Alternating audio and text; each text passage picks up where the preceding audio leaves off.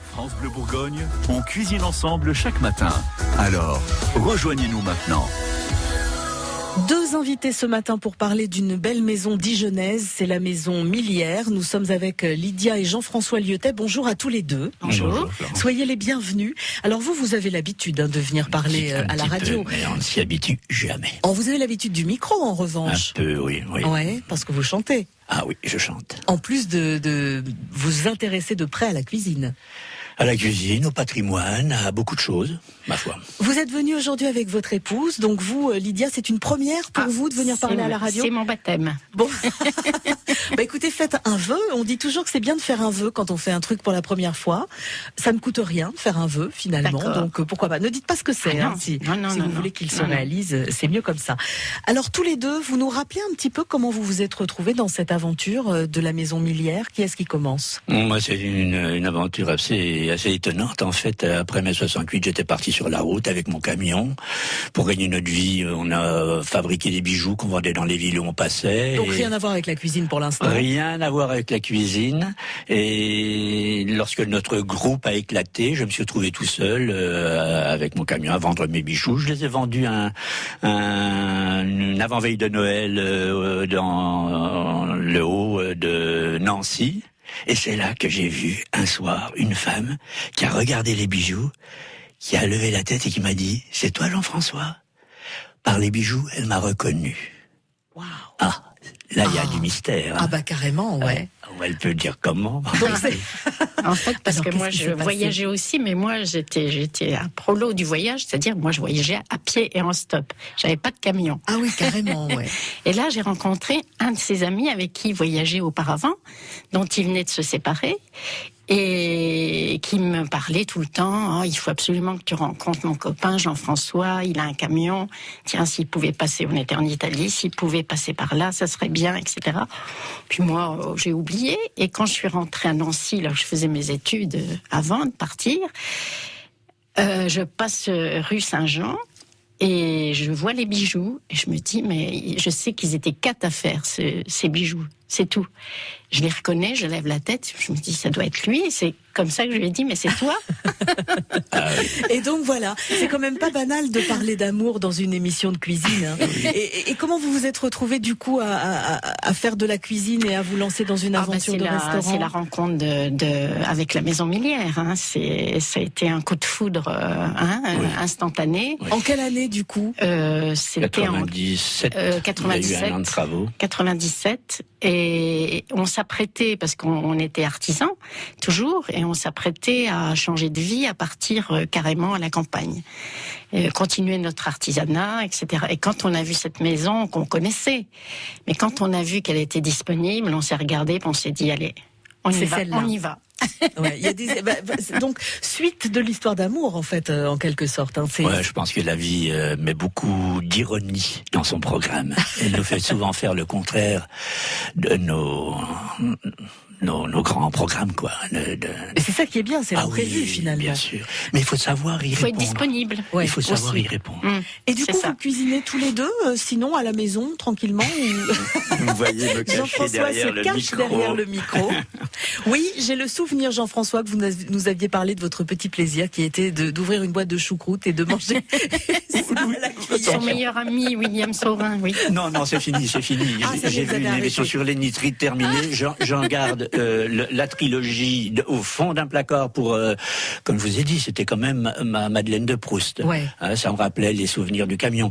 Mais c'est fini. Là, j'ai un programme. Et Lydia m'a pris en main. Ça fait 44 ans que je me bats quand même. J'ai une espérance de vie qui s'accroît au fur et à mesure qu'elle me nourrit. valait le coup, hein. Ça valait le coup puisqu'il a arrêté. Vous cuisinez, vous aimez ça, Lydia? Oui, en fait, c'est la vie qui m'a. J'étais pas forcément passionnée par ça, et puis c'est quand on commence à faire une famille, et on a envie forcément il faut cuisiner, donc on s'y intéresse et puis on se passionne et puis On se souvient du coup des gestes de notre mère et de notre grand-mère. Moi, je suis d'origine méditerranéenne, l'Italie, donc pour qui la cuisine, c'est quand même la base de la famille. Hein. Et donc c'est venu comme ça, et puis j'adore ça, quoi. Ouais. Et du coup, vous avez une spécialité ? J'ai aucune spécialité, c'est comme ça vient, suivant les saisons, suivant évidemment le goût de ma famille, ce qu'ils aiment pas. J'aime bien aussi les différentes origines de cuisine, marocaine, italienne, française. Enfin, j'ai pas d'a priori. Si j'ai quand même c'est pas une spécialité, mais il y a une recette que j'aime beaucoup et qui est d'actualité en ce moment. C'est le poulet, un petit poulet fermier au Mirabelle. Ah tiens, ça, très, pas mal. Très bon. Oui, ah oui, c'est vrai que ça peut donner envie. Nancy, là-bas, il y a de la Mirabelle. Voilà. Il y a de la bonne Mirabelle. Voilà. Alors, ça fait partie des choses qui vous plaisent, ces petites recettes ? Oui, quand il y a de la tension dans un couple, on dit que c'est sur l'oreiller que ça s'arrange. Nous, c'est autour d'un bon plat. Ah ben pourquoi pas. Alors moi j'ai été élevée effectivement, comme je disais, je suis de famille d'origine italienne et mon père m'a toujours dit n'oublie jamais que le cœur d'un homme passe par l'estomac. Ouais, c'est réducteur. Alors. Et ben du coup dans quelques instants vous nous donnerez votre recette de poulet au Mirabelle si vous êtes d'accord, et vous nous appelez si vous voulez nous laisser une petite recette 03 80 42 15 15.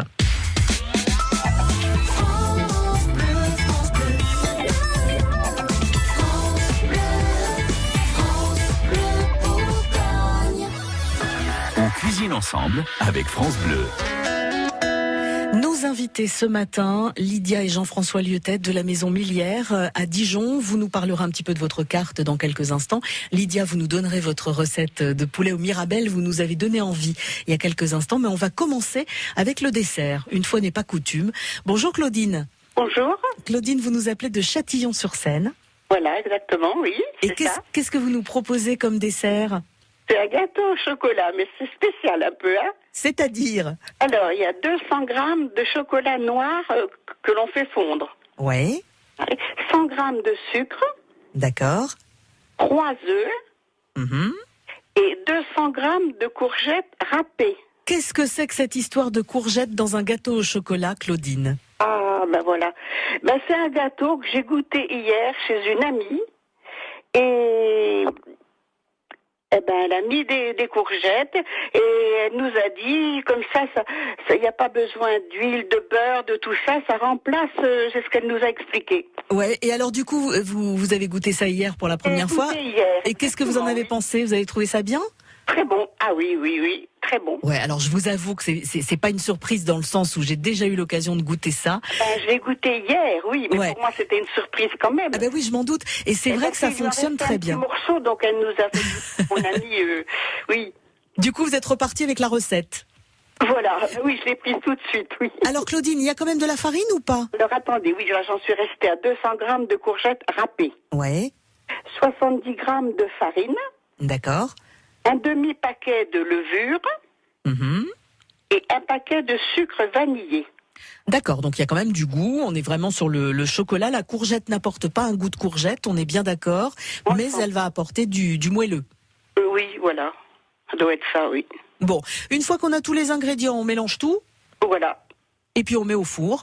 Exactement, dans un moule à cake ou autre, beurré, dans un moule beurré. Alors la cuisson, moi je sais pas, j'ai mis environ 30 minutes, mais enfin il faut surveiller après pour voir... oui, vous plantez la pointe d'un couteau, et si elle ressort intacte, en général c'est cuit. Voilà. Eh ben en tout cas Claudine, cette recette, je conseille vraiment à tout le monde de l'essayer parce que comme je vous l'ai dit, pour l'avoir déjà goûté, c'est vraiment délicieux et on est vraiment bluffé et du coup que de calories en moins dans ce gâteau. Exactement, voilà, c'est ça. Absolument. Claudine, on a le plaisir de vous offrir les petits anis de Flavigny. On a un coffret d'une dizaine de petites boîtes. Ce sont les tout petits. Il y a réglisse et citron. On vous offre aussi la terrine de poulet aux champignons de chez Poulet et Compagnie. Vous allez vous régaler. Et puis un livre sorti chez Marabout, plancha, recettes, snackées. On vous met ça de côté ? D'accord, donc j'ai dit que c'est ma fille qui habite Dijon, qu'elle vous voyez ça avec Alex ? J'ai vu ça avec, voilà. D'accord, bon alors donc c'est réglé avec Alex. Parfait. Bonne journée Claudine. écouter. Au revoir. Au revoir. Merci beaucoup. Au revoir. Au revoir. Pas mal ce gâteau courgette chocolat, non? Ça vous plaît, Jean-François? Surprenant, oui. Ouais, tout ce qui peut m'étonner est le bienvenu. Ouais, vous êtes curieux. On va essayer. C'est important d'être curieux quand on fait de la cuisine et quand on accueille des gens comme ça, comme vous au resto. Bien sûr. Ouais. Dans la vie en général. Mais nous, on l'est aussi curieux. Donc, vous nous avez parlé il y a quelques instants d'un poulet au Mirabelle. Oui. Comment vous vous y prenez? Alors, évidemment, il faut un poulet de préférence fermier, de qualité, que vous faites revenir non, vous prenez donc l'huile d'olive. Moi, ah bah oui, je ne en tant que cuisine qu'avec méditerranéenne, l'huile d'olive. c'est logique. Voilà. Vous faites revenir votre poulet dans l'huile d'olive, tout doucement. Ensuite, vous ajoutez des petits lardons, du vin blanc, des petits oignons, pas beaucoup, et vous ajoutez un petit bouillon, et à la fin, des mirabelles, mais non dénoyautées, j'insiste. Vous les mettez entières? Tout à fait, parce que sinon ça perd. Enfin, les noyaux donnent beaucoup de goût à la recette. Et puis ça évite que ça s'écrabouille un peu, elle reste entière. Que ça devienne de la marmelade. Donc vous prévenez quand même les invités qu'il y a les noyaux. Toujours. Bon. Oui, attention aux noyaux. C'est des vrais mirabelles. Que vous allez chercher du côté de la Lorraine. Où elles viennent en général de Lorraine. Oui, c'est mirabelle de Nancy. Voilà, Mirabelle de Nancy, dont on fait une excellente goutte aussi. À consommer évidemment avec modération. J'en ai encore du temps de mon grand-père que j'avais ramassé à l'âge de 5 ans avec lui. Dans des petites dames Jeanne. Oui, j'en ai encore. Et vous conservez ça précieusement? C'est plus comme relique, je crois. Oui, c'est plus un souvenir. C'est un trésor, mais elle est excellente. Ouais. Elle a perdu un petit peu de son d'alcool, mais elle a gagné en fruits, en nez, c'est extraordinaire. Alors le poulet au Mirabelle, j'ai l'impression que vous, tout au long de la recette, vous vous êtes dit « Oh là là, ça fait un bon petit moment que Lydia ne m'a pas fait ce poulet au Mirabelle ». En fait, quand on parlait de surprise, je ne veux pas savoir. Ah, vous aimez bien avoir toujours la surprise avant de passer à table? Souvent, mais c'est le cas quand elle est de bonne humeur, quand elle a envie de séduire et faire venir les garçons, la famille. Il y a toujours quelque chose de nouveau et on se régale, quoi. C'est un bonheur. Ah, mais ça, c'est formidable. Qu'est-ce qui cuisine au resto? Ah bah on a un chef. Sauf moi. Vous avez un chef? Oui, on a un chef. Deux. Oui, deux, pardon. Il y a Grégoire, notre fils. Oui. Ah, mais c'est vraiment une histoire de famille. Ah oui. Oui, il y a Olivier Musset qui vient d'arriver. Il vient d'arriver, il revient de Pologne, c'était notre ancien chef. Qui avait travaillé avec nous il y a 3 ans, oui. C'est ça. Donc dont on aime beaucoup la cuisine, mais c'est un voyageur, alors on sait qu'il va repartir, mais en tout cas, donc pour l'instant, il est avec vous. Pour l'instant, il est là. On est ravis. Et qu'est-ce qu'on a à la carte, par exemple, en ce moment? Alors, comme il vient d'arriver, la carte n'a pas encore changé, mais faut qu'il reprenne ses marques. Voilà, il faut qu'il reprenne ses marques. On va travailler dessus la semaine prochaine, évidemment. Mais pour l'instant, à la carte, c'est notre menu bourguignon qui lui ne change pas parce que nos clients ne veulent pas qu'il change. Ah ben là, vous êtes vraiment au cœur de Dijon, donc il y a forcément du tourisme. Nos incontournables en meurette, qui paraît-il sont un des meilleurs de Dijon. Ah, ça c'est une bonne nouvelle. En meurette aux trompettes. Évidemment, notre cassolette d'escargot luttée, c'est-à-dire recouverte d'un petit couvercle de pâte feuilletée avec des champignons. Ça change un petit peu de l'escargot traditionnel au beurre d'ail, qui est un peu classique. Et puis notre suprême de volaille à l'époisse, évidemment, pas la Mirabelle, mais à l'époisse. Et puis le cendre, le cendre, on a changé un petit peu de recette. On a travaillé avec des moutardes de la Reine de Dijon, qui est à base de citron et poivre de cassis. Donc c'est très original. Mal, ça. Ouais. Oui, et ça relève évidemment la chair du cendre qui, en elle-même, n'a pas beaucoup de goût, mais qui se travaille très très bien avec. Bon, voilà. Alors, dans quelques instants, sur notre battle, je vais vous faire cuisiner, mais séparément. Alors, je sens que Jean-François est en train de se décomposer. Je vous rassure, Jean-François, même si vous perdez cette épreuve, il n'y a rien à perdre et il n'y a rien à gagner pour celui qui va gagner. Donc, c'est pas grave. Non. Non, mais le but, c'est que je ne paraisse pas ridicule. Mais je suis sûre que non. Je suis sûre qu'il n'y a aucun souci. On cuisine ensemble sur France Bleu Bourgogne.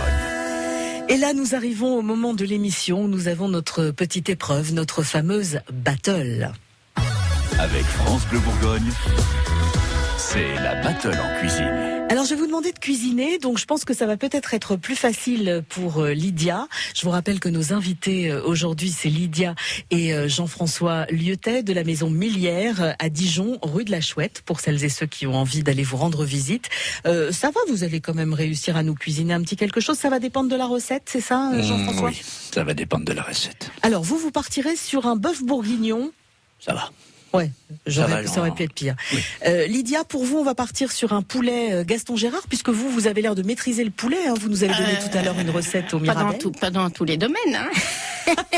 Et celui-ci, oulala, il y a longtemps, c'est une très vieille recette. On va commencer par Lydia, comme ça vous laisse une petite minute pour réfléchir. Jean-François, ça vous va pour réviser? Oui, tout à fait. Bon, donc vous avez la liste des ingrédients qui tournicotent dans la tête, ça y est. Bon, très bien. C'est parti, 1 minute chacun. Alors, poulet Gaston Gérard, Lydia, on part sur quoi? On part comment? J'ai pas révisé. Hein. Dans mes souvenirs, on a dû faire ça une fois, que je découvrais, puisque je ne suis pas bourguignonne. Oui. Ça doit être un poulet qui doit être revenu au départ, pané, revenu, et qui, enfin, la recette va être rapide. C'est parfait, je pense qu'il finit au four avec du vin blanc et du comté. Voilà. Ouais, donc c'est tout. Poulet pané, vin blanc, comté. Allez, hop. C'est votre interprétation du poulet Gaston Gérard. Dans mes souvenirs, il y a certainement d'autres choses. Je m'en excuse auprès des vrais bourguignons. Hein, je mets un coup de pas. Mais vous savez, la cuisine peut aussi s'interpréter. Hein. On peut aussi. Oui. Je pense pas qu'il n'y a pas de champignons. Non, je pense que c'est essentiellement vin blanc comté. Oui, gratiné au comté, au four. Oui. On reste donc là-dessus. Alors vous, Jean-François, votre bœuf bourguignon, comment vous vous y prenez? Avec du bœuf. Ah, bravo. Déjà, on tire l'ingrédient principal. Bon bœuf bourguignon, du charolais. Tant qu'à faire. Je sais une chose du bœuf bourguignon, c'est que il faut pas qu'il soit trop filandreux ni dur. Donc il faut qu'il soit mijoté. Là, ça c'est parfois des heures, et c'est encore meilleur le lendemain et encore meilleur le surlendemain. À condition qu'il en reste. À condition qu'il en reste. Mais en général, c'est assez. On en fait souvent bonne quantité. Une bonne je crois que c'est dans les. Voilà, c'est dans le sens de ce plat qui se resserre, qui se réchauffe. Alors du vin, une sauce au vin, des petites carottes, des lardons, et puis des croûtons. Ah tiens, des croûtons. Non, pas de croûtons. Si tu veux, tiens, ça peut être sympa. Remarquez, quand la sauce est bonne, on a envie de laisser tomber des petits croûtons, même si c'est pas dans la recette. Hein. Il n'y a pas des petits oignons? Il y a des petits oignons. C'est ça. Mais en fait, Lydia, de loin, avec ses lèvres ravissante, a dit oignon. Et vous avez compris j'ai interprété crouton. Et ben voilà ce qui se passe quand on essaye de tricher gentiment. J'ai besoin d'elle. Vous imaginez pas à quel point. Bon, alors le poulet Gaston Gérard, je crois qu'il y a quand même pas mal de crème. Normalement, il n'est pas vraiment oui, pané. Mais c'est ça, c'est la crème. Oui. C'est vrai que ça on est en Bourgogne, hein, c'est la crème. Ouais, ça vous faisait beaucoup. Il y avait déjà du comté. Vous vous êtes dit la crème, ça va faire lourd. Pas mettre des courgettes à la place. Je sais pas. Vous voulez qu'on rappelle notre auditrice de tout à l'heure? Elle a peut-être une idée. Attention, Gaston Gérard, je sais pas si c'est déposé, mais il vaut mieux dire souvent quand on les fait façon Gaston Gérard. Oui. Pour ne pas. Pour ne vexer personne. Pour ne vexer personne. Oui, bon, ça va. Vous, il vous manque les oignons. Vous, il vous manque la crème. Je crois que pour une fois, on peut dire que chacun s'en est pas trop mal tiré de cette histoire. C'est vrai que le mijotage pour le bœuf bourguignon, c'est essentiel. Vous le confirmez aussi? Tout à fait. Ouais. Tout à fait. Combien de temps vous diriez-vous? Souvent quand je fais ce genre de plat, que ça soit de l'agneau aussi façon marocaine, je l'oublie. Oui. Je laisse mijoter tout doucement, je compte pas le temps. Alors quand vous dites je l'oublie et je laisse mijoter doucement, c'est vraiment très doucement parce qu'il faut faire attention que ça n'attache pas. Absolument, c'est vraiment très très doucement. Oui, ça peut des heures. Je compte pas le temps. Ouais. En fait, comment on peut l'oublier alors que ça sent super bon dans la maison? Bah oui, bien sûr. On s'habitue à cette odeur agréable, ça doit être certainement pour ça. Vous nous direz ce que vous nous conseillez éventuellement pour les prochains jours chez vous, parce qu'on a envie d'en savoir un petit peu plus. On n'avait pas évoqué les desserts, donc peut-être que vous pourriez nous dire dans quelques instants un petit mot sur les desserts. France Bleu Bourgogne. Tous les matins, on cuisine ensemble en Bourgogne avec France Bleu. Et on cuisine ce matin avec Lydia et Jean-François Liaudet de la maison Millière à Dijon. Vous êtes installés rue de la Chouette dans un endroit vraiment magnifique, vraiment magique. Vous êtes au cœur de Dijon, au pied de l'église Notre-Dame, hein. Oui, à 2 pas du palais. Ouais, on peut, en sortant de chez vous, aller toucher la Chouette. On peut même la toucher avant et après. On peut la toucher, même à la maison Millière, car on a une chouette dite du 1er avril, avec un poisson, le poisson d'avril. C'est une histoire assez longue que je vais pas raconter, mais on peut aussi toucher la chouette, et à la maison Millière aussi. Donc ce qui veut dire que les gens qui veulent en savoir plus sur cette histoire peuvent aller chez vous et vous leur raconterez. Et je leur raconterai. En gros, elle a été attaquée le 5 janvier 2001, un abruti à coups de marteau, et lorsqu'ils ont fait la restauration au pied de la palissade, le matin du 1er avril, on a trouvé cette pierre avec la réplique exacte de la chouette, avec sculpté en relief un poisson. C'était le poisson d'avril de l'année. Je vous en dirai plus lorsque vous nous réinviterez, Florent. Oh, dites donc, alors là, c'est vraiment l'histoire à épisode. Hein. Bon, je vous réinviterai bientôt parce que j'ai envie de connaître la fin de l'histoire. Il y a vraiment une ambiance à la maison Millière. On n'est pas uniquement sur un restaurant ou un salon de thé, parce que vous faites également salon de thé. Il y a aussi une ambiance. Vous diriez que c'est Jean-François qui la met, cette ambiance, Lydia? C'est un tout. C'est un tout. En fait, on est un peu dépositaire de cette maison pour un temps. Maintenant, ça fait déjà 18 ans. C'est déjà pas mal. Mais c'est une maison c'est d'abord une maison, et c'est pour ça que je pense que les gens ils sont sensibles, parce qu'elle a des proportions de maison. Et j'ai entendu un jour dans le petit salon vitraux au déjeuner des clients dire on a l'impression d'être à la maison mais invité. Il y a cette ambiance, un petit peu d'intimité, de convivialité, même les gens qui mangent se parlent entre eux. Il y a une sorte de respect, je ne sais pas. Je crois que c'est les murs qui veulent ça. Une sorte d'identité. C'est ça. C'est ça. Vous n'hésitez pas à prendre la guitare parce que vous chantez également, Jean-François. C'est les gens qui me le demandent. Alors je ne dis pas quand il faut que je sorte de mes pantoufles le soir. Je suis rentré à la maison puis qu'on me dit François, il y a des Belges qui sont venus, ils veulent absolument te voir, et qui me disent allez, faut nous chanter la chouette. Oh, je parie que vous aimez bien vous faire prier un petit peu. Un peu cabotin quand même sur lui. J'adore ces moments de partage quand même. Et j'oublie la fatigue, donc je suis ravi quand on vient nous voir de loin. Oui, et puis c'est le partage, c'est vraiment des bons moments, parce que c'est vrai que tout le monde, comme je vous disais, tout le monde se parle, échange, se salue, voilà. Et les gens commencent à chanter la chouette avec vous maintenant, c'est une chanson qu'on commence à connaître. Oui, mais il n'y a pas que ça. Lydia a pris, c'est une drôle d'idée de mettre tous nos livres qu'on ne lit pas à côté des illustrés. Les gens viennent se servir, prennent un livre, et c'est assez. Oui, ça s'est fait à l'occasion d'un déménagement, et tous mes livres, il y a un moment donné où il faut faire un tri, et donc je me suis dit tiens, je vais les mettre là, et puis on verra bien, avec un petit papier en disant servez-vous et partagez, et ça fonctionne très très bien. Et les gens vous en apportent aussi? Oui, les gens en apportent et prennent et rapportent. Pas forcément les mêmes, mais d'autres livres, parce que le but c'est que ça soit lu par pas mal de monde. Et c'est vrai que ça marche bien. Ça, il y a aussi des boîtes à livres. Oui, c'est ce qu'on m'a dit. Dans pas mal de quartiers. J'en ai vu une au Jardin des Ducs. Oui, absolument. Ouais, tout à fait. Et c'est vrai que le principe, c'est ça, c'est on vient, on prend un livre, et puis éventuellement, la fois d'après, on en ramène 2, 3 qu'on ne veut plus, ou enfin, il y a toujours une espèce d'échange. Donc, un conseil aux auditeurs, déménagez et amenez vos livres. Vous savez, on peut déjà se débarrasser de pas mal de choses, même sans déménager. Des fois, on a tendance quand même à entasser un petit peu. Si on doit retenir quelque chose d'une émission comme ça sur la cuisine, ce qui est important, vous diriez que c'est le bon produit de base? Ça, c'est essentiel. Lydia s'y connaît, elle sait où aller. C'est la base, c'est le plus possible local. De saison et local. C'est pour moi quelque chose de très important, y compris, enfin ça c'est une démarche personnelle que j'ai toujours eue, qui se trouve maintenant est un petit peu à la mode, on parle de locavore, etc. Mais si on veut maintenir un tissu social, économique, commençons déjà, et c'est pas du protectionnisme du tout, parce que si on est bien dans notre région, on est bien dans le monde entier.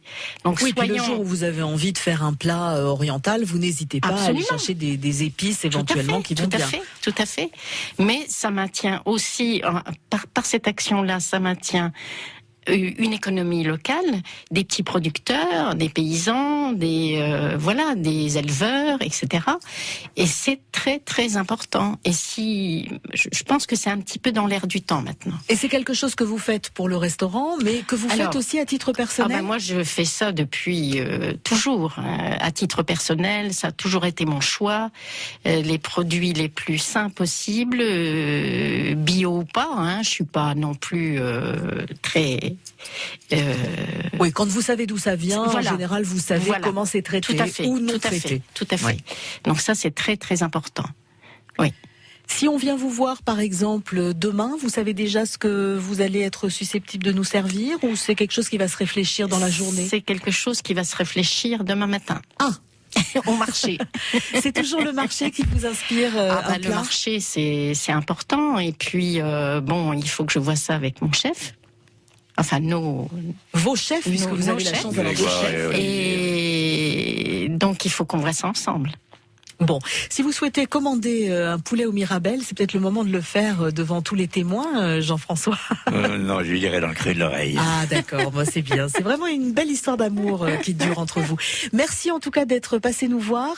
On va laisser sur francebleu.fr les coordonnées de votre site internet. Donc il y aura juste à aller cliquer sur le lien pour en savoir un petit peu plus. Et puis à très bientôt. Merci. Merci à vous. À bientôt, Florence. Merci.